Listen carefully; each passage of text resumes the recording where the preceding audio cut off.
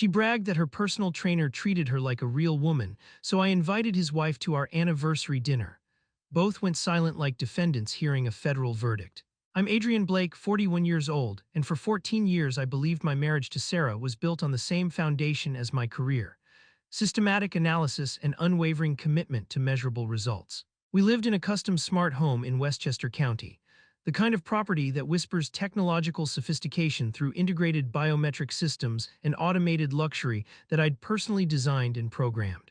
I co-founded a sports tech startup that outfits professional teams with performance analytics, spending my days analyzing heart rates, movement patterns, and optimization metrics that help elite athletes achieve peak performance. Sarah managed client relations for Premier Wellness Solutions, handling premium memberships for tech executives and entertainment industry moguls who valued both results and absolute discretion.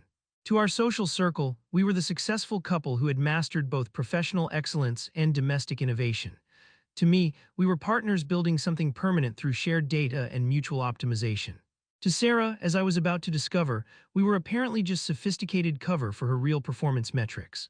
My sports analytics background teaches you that the most dangerous performance declines are gradual ones, conducted by trusted team members who exploit access to manipulate systems from within.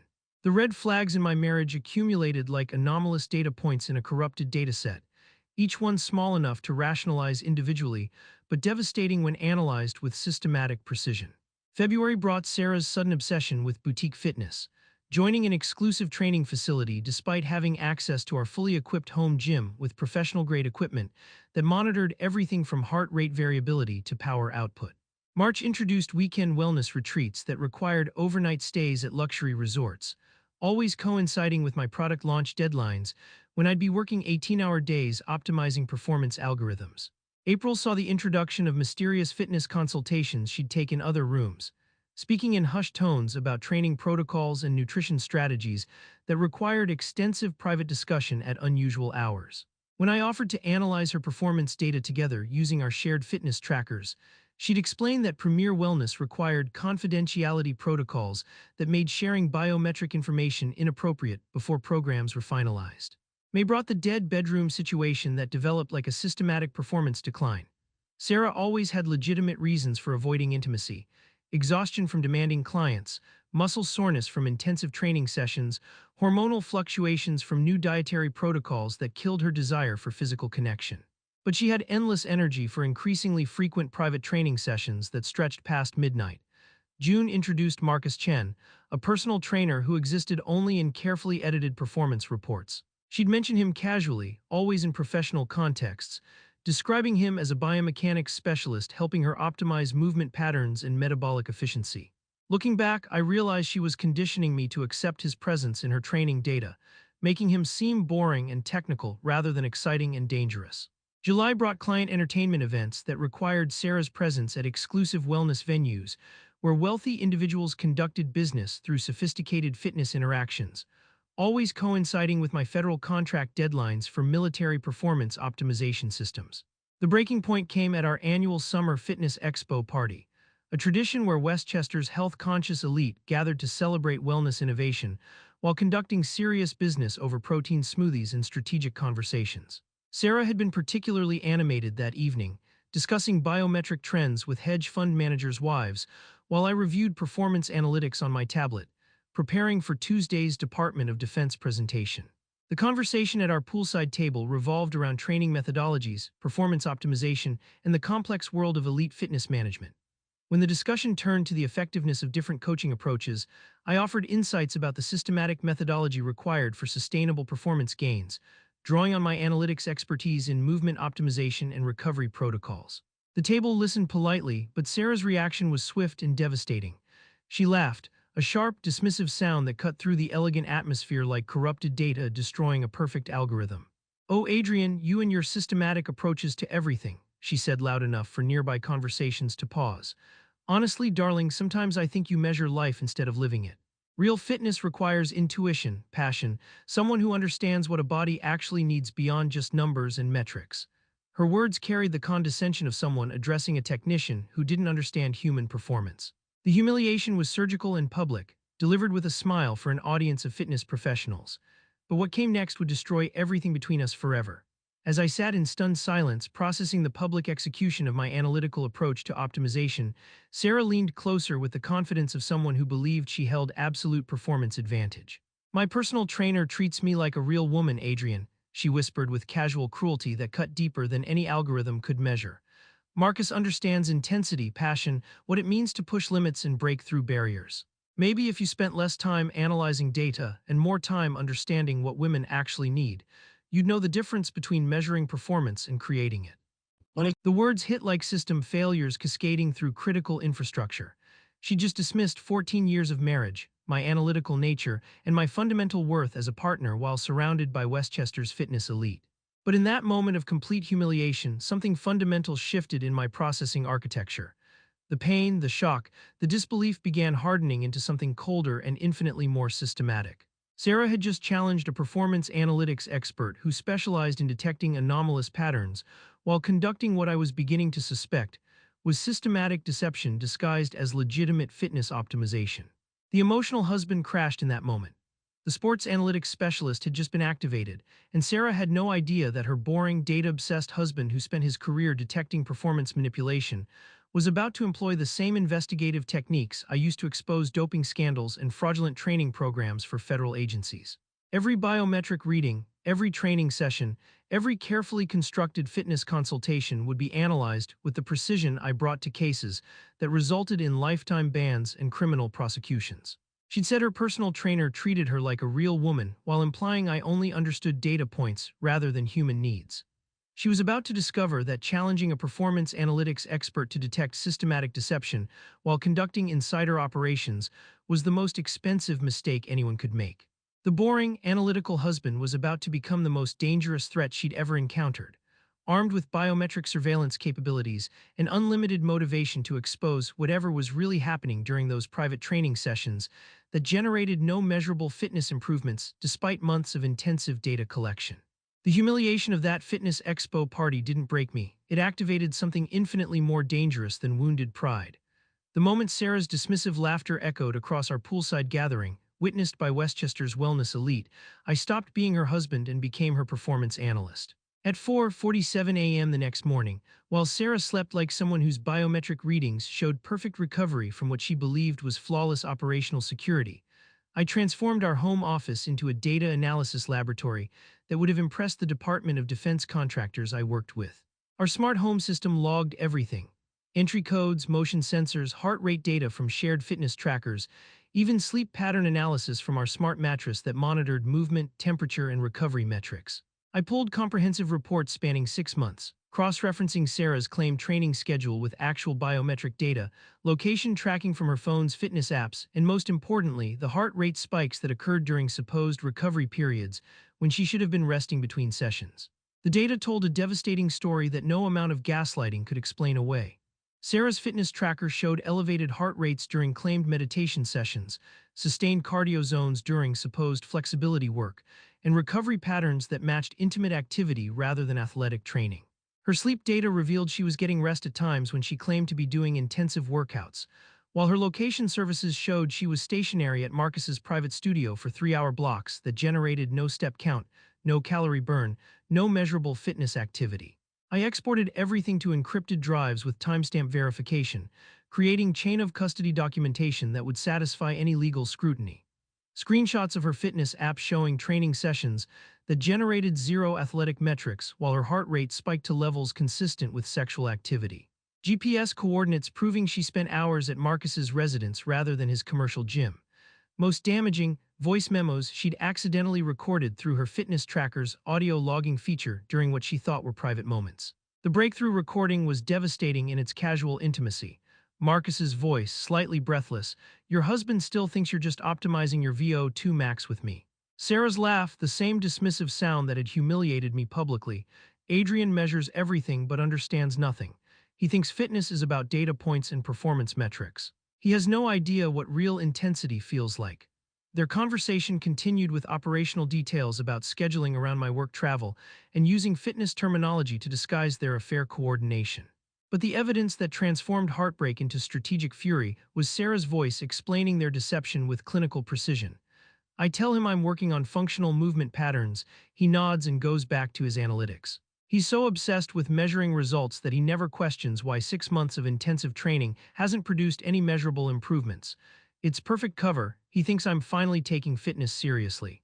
At Ziggs, 15 a.m., I contacted Jake Morrison, a private investigator who specialized in corporate fraud cases for sports organizations when performance data suggested systematic deception. Treat this like an athlete doping case, I instructed. I need comprehensive surveillance on training protocols, performance metrics, and whoever this Marcus Chen really is. Jake understood immediately that this wasn't emotional surveillance but forensic investigation requiring courtroom-quality evidence. Jake's preliminary research on Marcus revealed disturbing patterns that extended far beyond simple adultery. Marcus wasn't just a personal trainer. He was a fitness influencer with multiple professional violations, 2 quiet settlements disguised as career transitions, and a pending lawsuit involving inappropriate client relationships. More importantly, he was married to Dr. Alina Chen, a sports medicine physician who specialized in performance optimization, and had been quietly building her own case against Marcus's unprofessional conduct for months.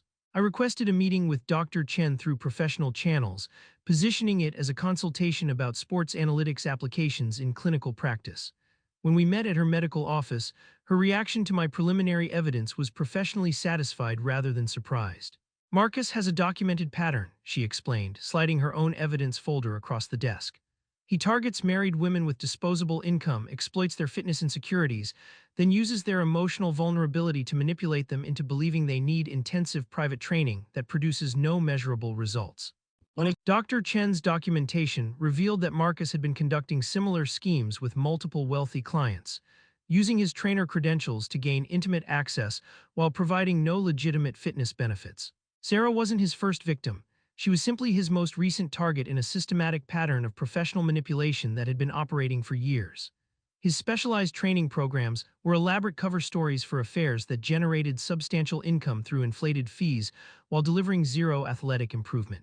Our alliance formed around shared betrayal and complementary expertise that would prove devastating to their deception. Dr. Chen had medical authority, institutional knowledge of Marcus's manipulation tactics, and professional contacts who specialized in fitness industry fraud. I had real-time biometric data, comprehensive performance analytics, and technical expertise that could prove systematic deception through objective measurements that no amount of gaslighting could dispute. The investigation revealed that Sarah and Marcus had been conducting their affair with sophisticated operational security, using fitness terminology to coordinate meetings, scheduling sessions during my travel periods, and exploiting my trust in data-driven optimization to provide perfect cover for activities that generated no athletic benefits whatsoever. But their most significant error was underestimating the comprehensive monitoring capabilities built into systems designed by someone who specialized in detecting performance fraud for professional athletic organizations. The evidence was overwhelming and technically irrefutable. Biometric data proving Sarah's training sessions generated sexual rather than athletic arousal patterns.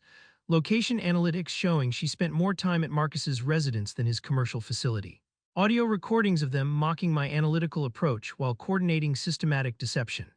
Most damaging, comparative analysis showing 6 months of claimed intensive training had produced zero measurable fitness improvements despite thousands of dollars in fees. As I prepared for our 14th wedding anniversary dinner, scheduled for Saturday evening at Meridian, the exclusive restaurant where we'd celebrated every milestone, I realized that Sarah's casual boast about Marcus treating her like a real woman had triggered the most comprehensive performance fraud investigation in our marriage's history.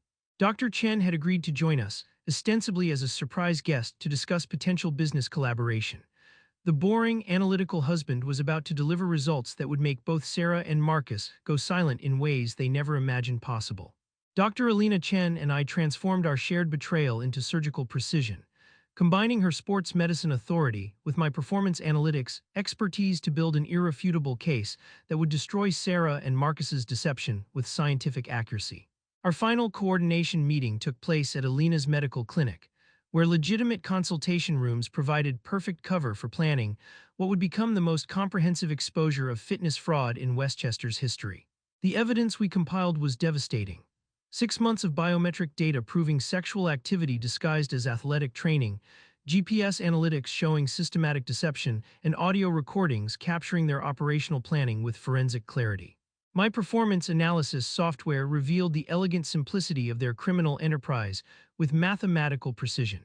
Sarah's fitness tracker showed sustained cardiovascular elevation during claimed recovery sessions, GPS coordinates proving she spent 73% of training time at Marcus's residence rather than his commercial gym, and step counts remaining at resting levels during periods of supposed intensive exercise. Most damaging, her smartwatch had been automatically recording ambient audio during guided meditation sessions, capturing intimate conversations where they mocked my analytical approach while coordinating systematic deception around my work schedule. The venue preparation required strategic precision worthy of a federal investigation.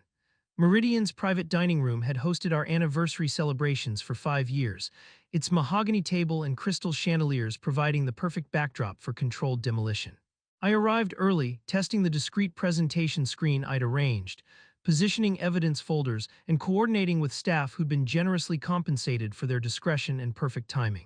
Alina's medical credentials provided unassailable authority for evidence presentation. As a licensed sports medicine physician, her analysis of Sarah's biometric patterns carried professional weight that no amount of gaslighting could dispute. From a clinical perspective, Alina had explained during our preparation, the cardiovascular responses your wife displays during claim training sessions are consistent with sexual arousal, not athletic exertion. This isn't speculation, it's measurable physiological data. Saturday evening arrived with deceptive elegance that masked the approaching systematic destruction. Sarah entered Meridian radiant in emerald silk, kissing my cheek with practiced affection while scanning the intimate dining room with satisfaction. You remembered our favorite table, she said warmly, settling into the banquette where we'd celebrated every milestone.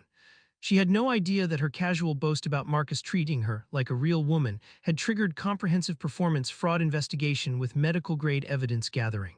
At exactly 7:45 p.m., as we finished our appetizer course, Alina appeared in the dining room doorway with clinical authority.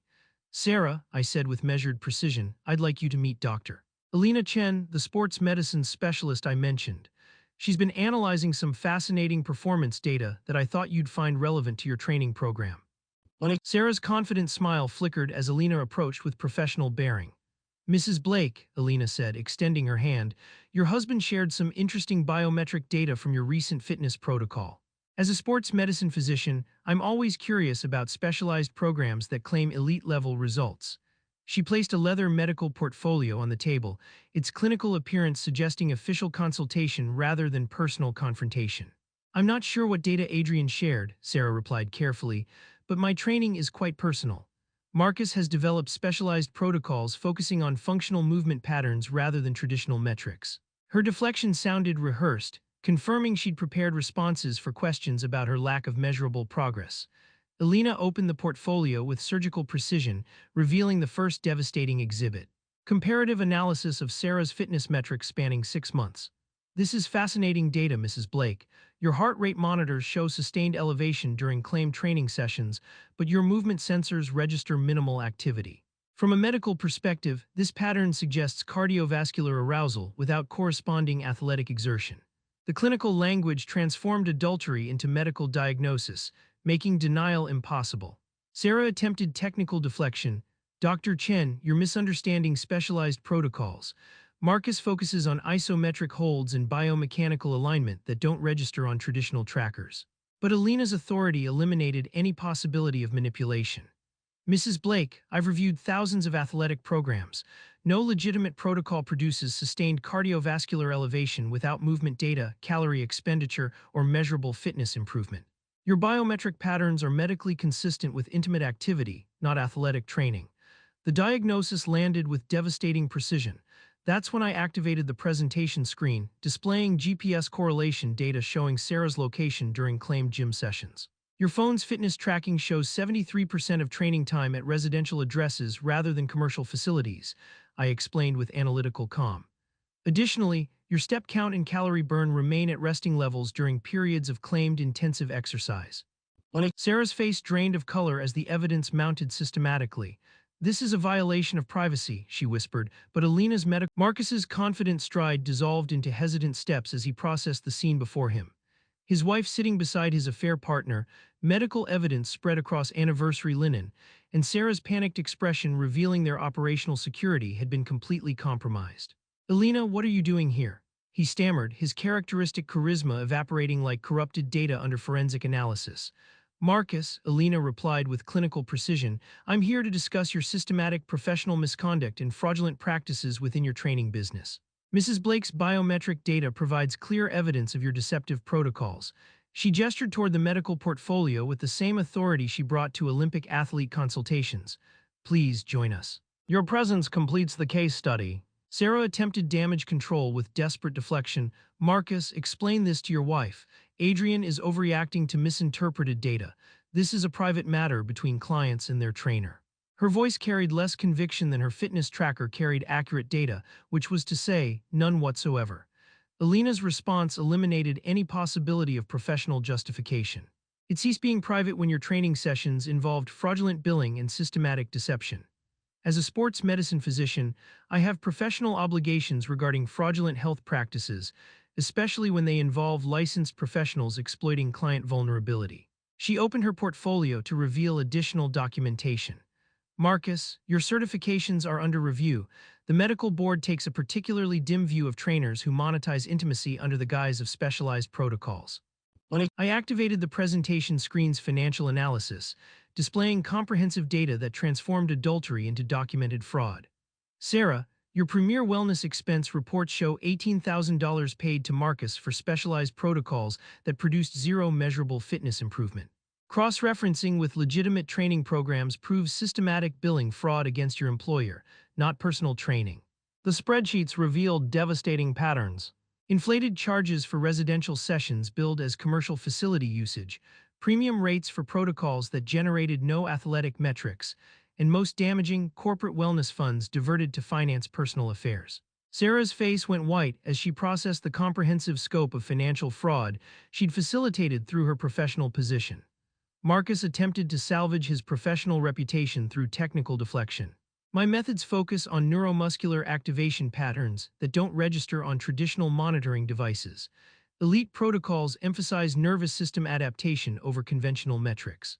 But Alina's medical expertise made his explanations sound like desperate improvisation rather than legitimate science. Marcus, I've analyzed Olympic training programs for 15 years, Alina responded with clinical authority. No legitimate protocol produces sustained cardiovascular elevation without corresponding movement data, calorie expenditure, or measurable adaptation.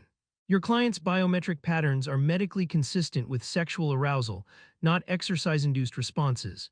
You've been charging premium rates for personal services disguised as professional training. The most devastating evidence came when I played the audio recording Sarah's fitness tracker had captured during supposed meditation sessions. Her own voice filled the elegant dining room with casual cruelty. Adrian measures everything but understands nothing. He thinks fitness is about data points and performance metrics. He has no idea what real intensity feels like. Marcus's intimate laughter followed. Your husband still thinks you're optimizing your VO2 max with me. Sarah's dismissive confidence, preserved in digital amber, condemned her completely. The woman who'd bragged about Marcus treating her like a real woman was hearing her own voice mock the analytical precision that had just exposed their systematic deception with mathematical certainty. That's when the private dining room door opened to admit two individuals in dark suits who identified themselves as process servers, followed by Mrs. Patel and Mr. Kowalski from Altitude Lab, Marcus's employer. Marcus, Mrs. Patel announced with professional finality, your key fob is deactivated.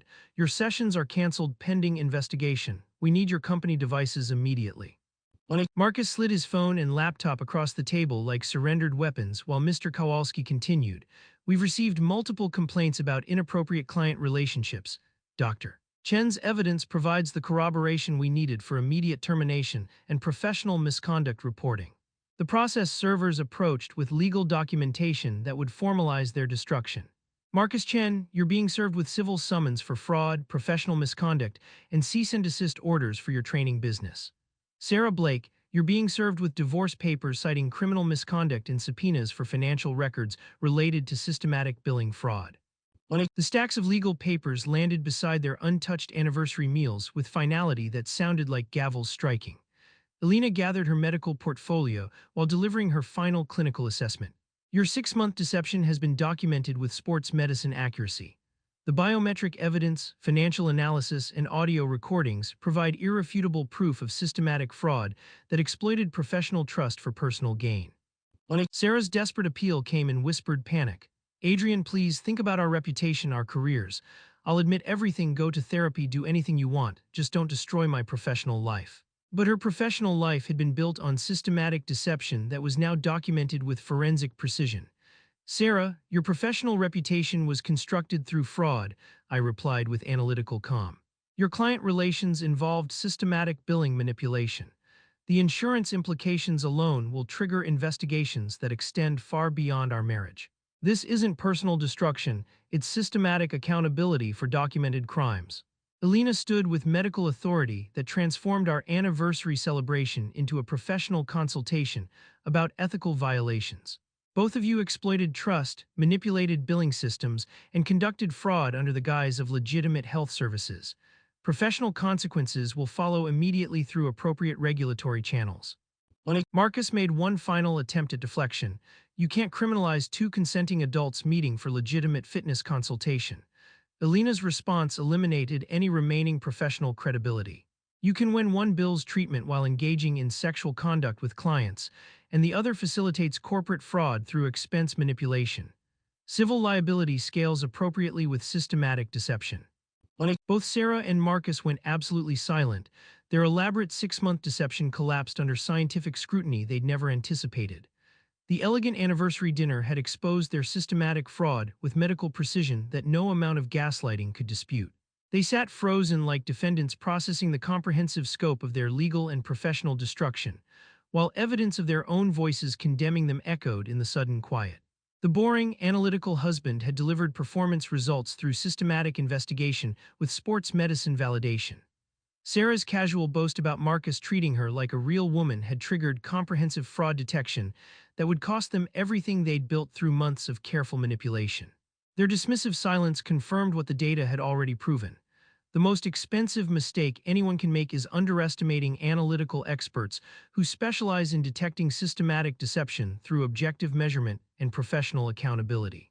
The aftermath unfolded with the systematic precision of a federal investigation, each consequence cascading into the next like perfectly documented evidence in a complex fraud case.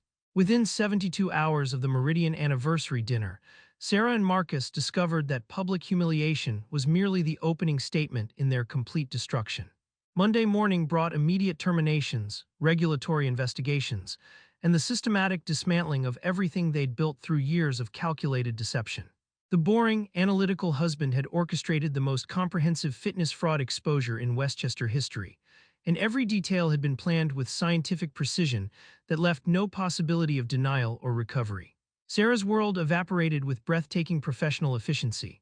Premier Wellness Solutions terminated her immediately with cause, voiding severance packages and triggering clawback provisions for fraudulent expense reports spanning 18 months. The Connecticut Client Relations Board permanently revoked her credentials, while corporate fraud investigators seized every luxury item purchased with stolen wellness funds. Her carefully cultivated network of tech executives and entertainment moguls now knew her name not for discretion, but for systematic billing fraud and professional misconduct that had exploited their trust for personal gain. Marcus faced immediate professional annihilation. Altitude Lab terminated his employment within hours, while the National Academy of Sports Medicine permanently revoked his certifications after Elena's medical testimony proved systematic client exploitation. His liability insurance was canceled, commercial gym partnerships dissolved, and the state licensing board initiated criminal referrals for fraudulent health claims. The charismatic trainer who'd promised elite protocols was now banned from fitness facilities across Connecticut. His social media empire reduced to comment sections filled with victim testimonials and regulatory violations. But the most satisfying destruction came from watching their entire support system collapse like corrupted performance data under audit. Sarah's colleagues at Premier, who'd initially claimed ignorance, quickly cooperated with corporate investigations when faced with potential complicity charges. Marcus's fitness influencer network abandoned him overnight, their carefully curated brands unwilling to be associated with documented sexual exploitation disguised as professional training. Even their families distanced themselves from the public scandal that now defined their names in industry circles. The divorce proceedings moved with unprecedented speed thanks to overwhelming biometric evidence and documented financial crimes. Sarah's attorney recommended she accept whatever terms I offered rather than face a trial that would expose additional criminal charges. The prenuptial agreement held like an optimized algorithm, protecting my business assets, while comprehensive forensic accounting traced every fraudulent expense back to their systematic deception. She walked away with personal belongings and mounting legal bills that would follow her for years. Jake and Ryan, now 14, required careful navigation through this devastating revelation about their mother's systematic deception. I explained with patient honesty how data can reveal truth when human words fail, and how integrity matters more than performance metrics or social appearances. Dr. Sarah Martinez, who specialized in family crisis intervention, helped them process the complex emotions of loving someone who'd committed serious professional misconduct. Their resilience proved stronger than any fraudulent training program, and within months they were thriving again, protected by honest answers and family structures built on measurable trust rather than manufactured intimacy. 6 months later, my life had fundamentally transformed in ways that exceeded even my strategic planning. My sports tech startup expanded dramatically, securing exclusive contracts with professional leagues and federal agencies, impressed by my methodical approach to detecting systematic deception within athletic programs. The personal scandal, rather than damaging my professional reputation, had elevated it exponentially.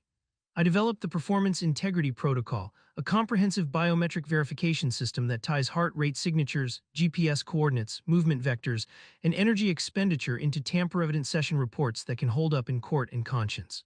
Within a quarter, we had 3 professional teams, a hospital network's cardiac rehabilitation program, and a national gym franchise on pilot contracts. Elena and I co-authored a white paper titled When Data Says No, distinguishing intimacy from exercise in biometric streams, that went viral not because the graphs were beautiful, but because every trainer, spouse, and clinic director had lived some version of our story and needed protocols that could protect both professional integrity and personal trust. Dr. Alina Chen and I had developed a relationship built on mutual respect and shared commitment to protecting athletic integrity from systematic exploitation. Our professional collaboration during the investigation had revealed intellectual compatibility and moral alignment that transcended typical working relationships. She was brilliant, ethical, and possessed unwavering dedication to sports medicine truth that resonated deeply with my analytical values. 10 months after Sarah's professional destruction, Alina and I were married in a quiet ceremony at my parents' home, building something genuine from the ashes of destroyed deception and turning personal betrayal into meaningful partnership focused on protecting others from similar exploitation. The moment of perfect closure came on a spring afternoon when Alina and I were having lunch at the Greenwich Country Club, celebrating successful completion of a major case that had protected Olympic training programs from systematic doping fraud.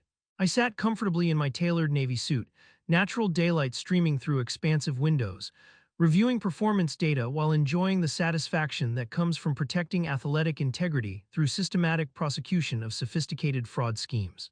Across the dining room, I spotted Sarah working as a low-level event coordinator, her once radiant confidence now replaced by the careful movements of someone rebuilding from professional exile. When she noticed us, her eyes filled with desperate recognition, and she started to approach seeking forgiveness for her systematic misconduct. I simply met her gaze with analytical indifference, then returned to my performance reports, dismissing her as completely as she had once dismissed my systematic approach while conducting fraudulent billing operations. Some conversations aren't worth having when professional misconduct boards have already provided definitive answers about accountability and consequences. Later that evening, Sarah sent a text from an unfamiliar number. Adrian,